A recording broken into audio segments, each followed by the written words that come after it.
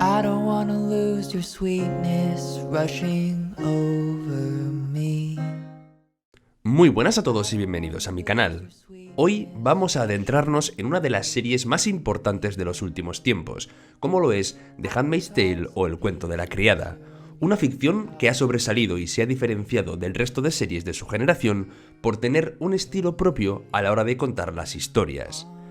Si bien el apartado técnico es absolutamente brillante en todas sus facetas, todo está al servicio de algo que la serie ha sabido hacer con maestría, como es hablarnos a través de las imágenes, construir la complejidad emocional de las escenas y profundizar en los conflictos emocionales de los personajes utilizando la composición de la imagen que vemos en nuestra pantalla. Los diálogos y las acciones sirven sí para hacer avanzar la historia, pero hoy te voy a contar cómo la magia del cuento de la criada reside también en la poesía visual y en lo que ésta aporta a la historia. Así que vamos allá. Como siempre, no olvidéis suscribiros y dejar un like para ayudar al vídeo y ayudar al canal. There's no sweater weather when we're together. I remember when I met her, I was shoe. Lo primero que debemos tener claro es que en un producto audiovisual debidamente cuidado, ningún elemento de los que vemos en pantalla es dejado al azar.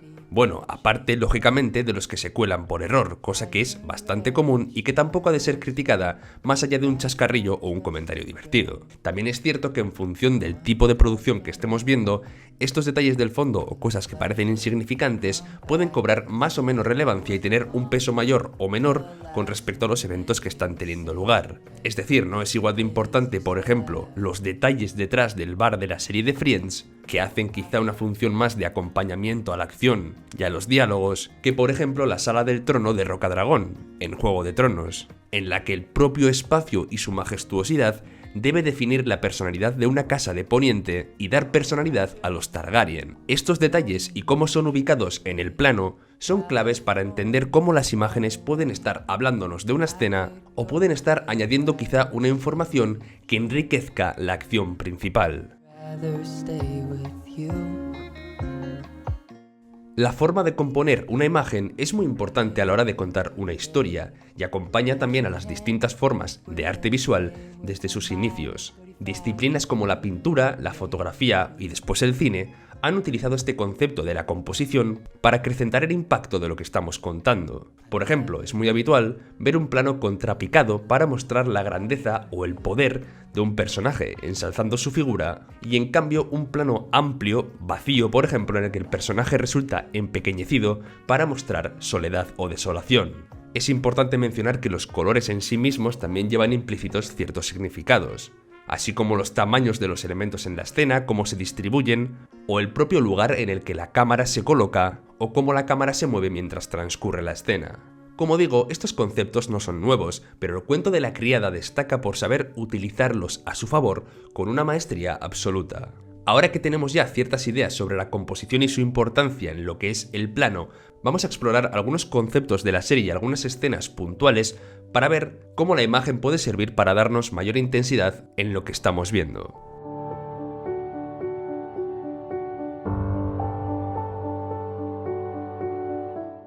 Hay algo que llama la atención cuando un espectador comienza a ver el cuento de la criada. Es inevitable fijarse en cómo la ficción nos coloca en muchísimas ocasiones y además durante periodos prolongados de tiempo muy cerca de la cara de los protagonistas, sobre todo de los ojos. Esto se hace notorio sobre todo con el personaje de Jun, quien capítulo tras capítulo tiene primeros planos en los que la cámara parece estar a escasos centímetros de ella. Y es inevitable que nos preguntemos por qué ocurre, por qué la serie ha cogido esto como identidad. La respuesta es, en primer lugar, que el viaje del cuento de la criada es un viaje emocional, lleno de sufrimiento, dolor y tristeza. Es el camino interno de Jun a través del infierno que es Gilead. Y esto es justamente lo que quieren mostrar estos planos. El primer objetivo y el más claro quizás sea que el hecho de que la cámara esté físicamente tan cerca de su cara es una forma evidente de acercarnos a ese personaje, sentirnos cerca de Jun y de sus sentimientos y vivir en primera persona el dolor, la ira, el odio o incluso la sed de venganza que la consumen a lo largo de la historia. Tan cerca que a veces incluso puede llegar a doler porque además Elisabeth Moss aguanta estos planos de una forma magistral. En ella también está el mérito de que este elemento narrativo a través de la imagen funcione tan bien y se convierta, como digo, en identidad de la propia serie.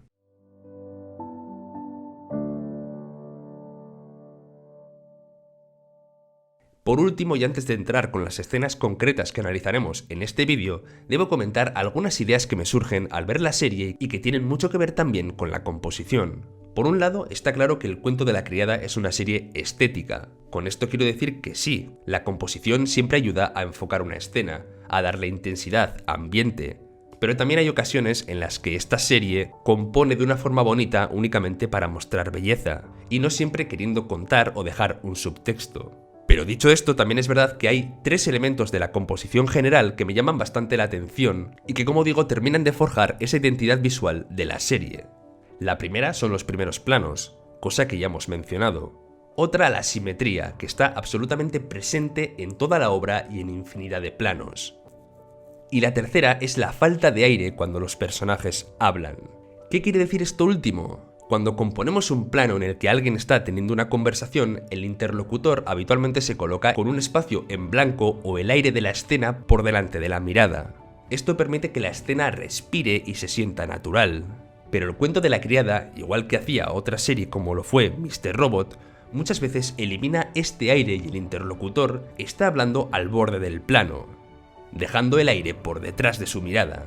Este efecto genera una especie de rareza en la escena, una falta de aire o asfixia. Los primeros planos que he comentado antes, aparte de mostrar los sentimientos de una forma más intensa, también son planos que evocan esta falta de aire o asfixia por estar tan cerca del personaje. Si lo pensáis, estos 3 conceptos cuadran bastante con la esencia de la propia Gilead. La simetría en los planos evoca este orden férreo que rige esta república, y la falta de aire o esos planos tan cerrados a la asfixia que sufren las mujeres que están viviendo en ella.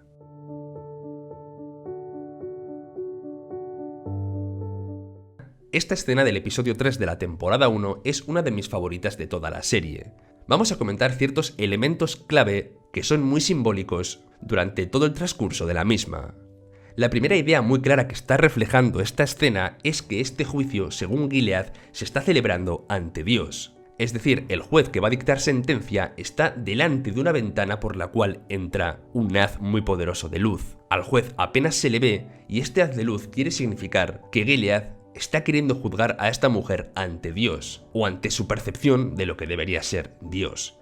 Los hombres de la habitación, que es algo que se repite bastante en Gilead, van igual vestidos y tampoco se repara demasiado en ellos. Simbolizan esa amenaza constante, la esencia de la propia Gilead y la impasividad fiera con la que permiten que ocurran este tipo de atrocidades. Ya digo que esta idea de la masculinidad absolutamente más tóxica se repite durante toda la serie. En el juicio también tenemos 2 planos contrapuestos, por uno el de Emily, que es un plano quizá más cercano, y el otro el de la Martha de la que estaba enamorada o con la que estaba quedando, que es en cambio un plano más lejano. Esto nos quiere decir que estamos desde el punto de vista de Emily, que se siente culpable quizá por lo que está ocurriendo, por haber metido en esto a la otra Martha. Además, el plano se cierra ante ella, reforzando esta culpa. Y después llegamos al momento más intenso e impactante de lo que es esta escena. El momento de la camioneta. Aquí la escena compone a Emily a la izquierda y a la Martha a la derecha. Tenemos unos primeros planos y unos planos de detalle para reforzar el amor que sienten y después llegamos a un instante realmente aterrador. Cuando la furgoneta está llegando a su destino y cuando está a punto de parar, en la ventanilla de la puerta trasera del lado de la Martha se ve la horca de fondo como un destino ineludible que espera a este personaje. Además, la cámara es muy inteligente porque nos mantiene todo el rato dentro de la furgoneta mientras se llevan a esta Martha, recordándonos que estamos viendo la historia desde el punto de vista de Emily. Aquí también, al igual que ocurría antes, tenemos esa figura de los hombres, en este caso armados e impasibles, ante el acto terrible que está a punto de suceder. Sin salir de la furgoneta vemos cómo ahorcan a la Martha, cómo Emily vive este horror y las puertas de la furgoneta se vuelven a cerrar. Es muy impactante ver cómo en la ventanilla en la que estaba la horca, ahora está ella ahorcada y en el lugar que debería ocupar la Martha en la furgoneta está vacío, simbolizando ese vacío que va a quedar en la vida de Emily por haber perdido a su amante o a su amor, cosa que además sabemos por haber llegado a la 4ª temporada que es algo que la va a perseguir durante el resto de su vida.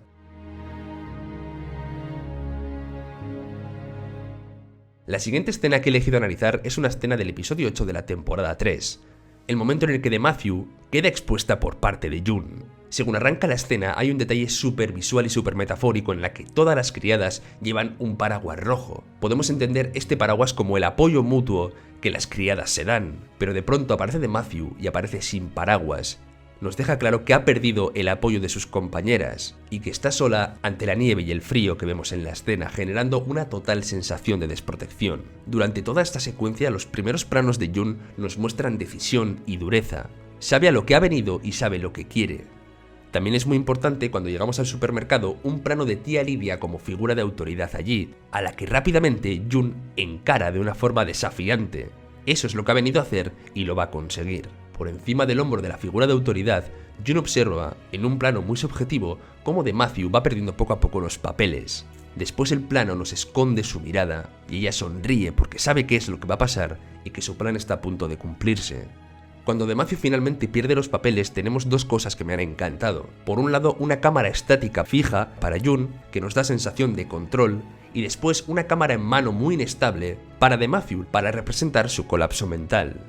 Este plano que tenemos desde la pistola o el plano subjetivo de ella apuntando a todas las personas del supermercado refuerzan lo sola y lo desesperada que está, agarrándose a lo único que le queda, como es el arma. En este instante de locura, June asiente y sonríe como si fuese ella misma quien está dando la orden de ejecución. La escena nos hace pensar que está dándole la orden a de Matthew para que dispare a tía Lidia, pero la sensación final que queda es que es June la que da la orden de la ejecución de Matthew. Cuando la disparan, de Matthew cae y June mira con regocijo y casi con diversión. Además, los guardias de Gilead en la siguiente escena pasan junto a ella, pareciendo sus propios guardias. Aquí nos está contando la historia que June ha actuado como lo haría Gilead, que se está aprovechando de la situación, tomando casi incluso el control de los guardias para su propio beneficio. Cuando se están llevando de Matthew hay un plano del gorro de la criada ensangrentado y es muy significativo porque nos muestra cómo June ha manchado un símbolo propio, un símbolo de las mujeres de Gilead, dejándonos claro que está atacando a una hermana. Cuando se están llevando a de Matthew, además June se coloca finalmente sobre el reguero de sangre que está dejando ella, casi orgullosa de lo que ha provocado. El plano final nos encuadra a June igual que lo hacía con tía Lidia al inicio de la escena, dejando claro que June ha ganado este duelo de autoridad a tía Lidia, y también mostrándonos esa parte oscura y vengativa que también existe dentro de June.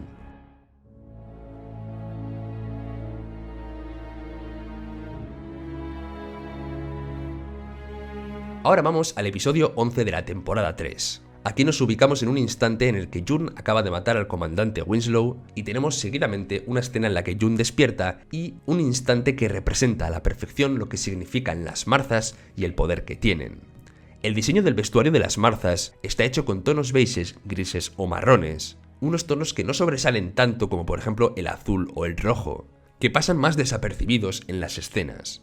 Dentro de Gilead además son mujeres que existen para servir, pero esta escena da la vuelta a esto con un poder tremendo. Mientras asistimos a cómo June despierta tras haber matado a Winslow, vemos planos de las marzas limpiando la escena del crimen.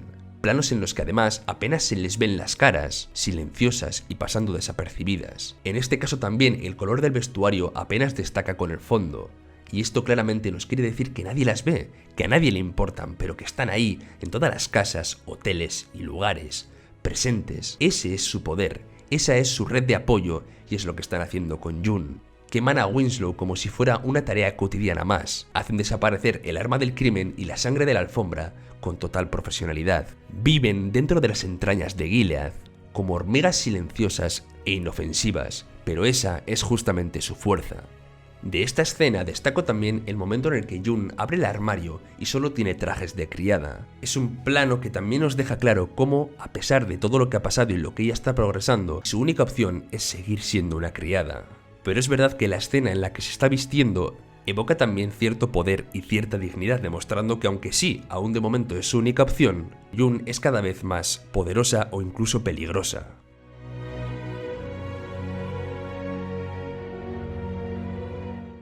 Vale, y ahora vamos con una escena del episodio 1 de la temporada 4.